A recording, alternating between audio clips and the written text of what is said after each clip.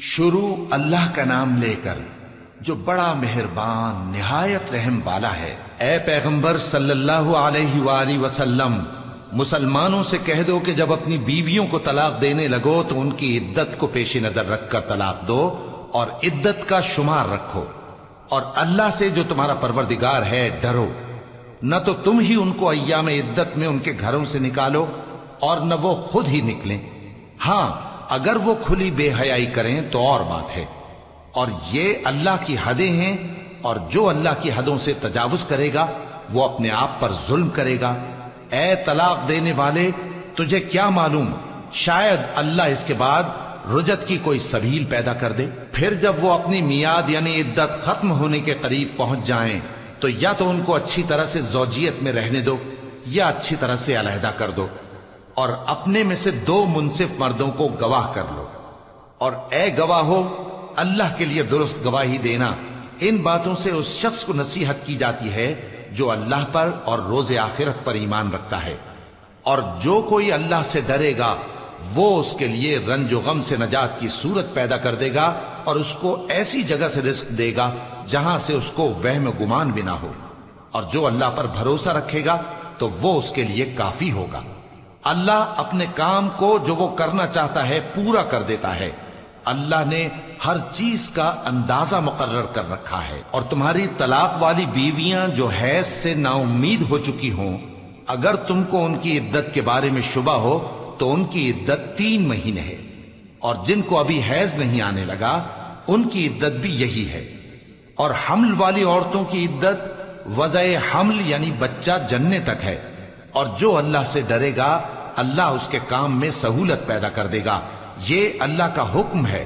جو اس نے تم پر نازل کیا ہے، اور جو اللہ سے ڈرے گا وہ اس سے اس کے گناہ دور کر دے گا اور اسے اجر عظیم بخشے گا۔ طلاق والی عورتوں کو ایام عدت میں اپنی حیثیت کے مطابق وہیں رکھو جہاں خود رہتے ہو،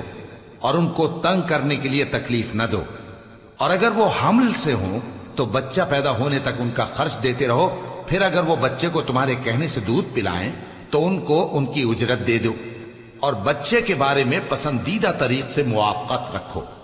اور اگر باہم ضد اور نا اتفاقی کرو گے تو بچے کو اس کے باپ کے کہنے سے کوئی اور عورت دودھ پلائے گی۔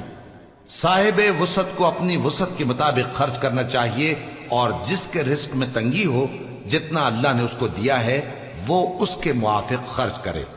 اللہ کسی کو زیر بار نہیں کرتا مگر اسی کے لحاظ سے جتنا اس کو دیا ہے، اور اللہ ان قریب تنگی کے بعد آسانی کر دے گا۔ اور بہت سی بستیوں کے رہنے والوں نے اپنے پروردگار اور اس کے پیغمبروں کے احکام سے سرکشی کی تو ہم نے ان کو سخت حساب میں پکڑ لیا، اور ان پر ایسا عذاب نازل کیا جو نہ دیکھا تھا نہ سنا، سو انہوں نے اپنے کاموں کی سزا کا مزہ چکھ لیا، اور ان کا انجام نقصان ہی تو تھا۔ اللہ نے ان کے لیے سخت عذاب تیار کر رکھا ہے۔ تو اے عقل والو جو ایمان لائے ہو اللہ سے ڈرو۔ اللہ نے تمہارے پاس نصیحت بھیج دی ہے، یعنی ایسے پیغمبر جو تمہارے سامنے اللہ کی واضح آیتیں پڑھتے ہیں تاکہ جو لوگ ایمان لائے اور عمل نیک کرتے رہے ہیں ان کو اندھیروں سے نکال کر روشنی میں لے آئیں، اور جو اللہ پر ایمان لائے گا اور عمل نیک کرے گا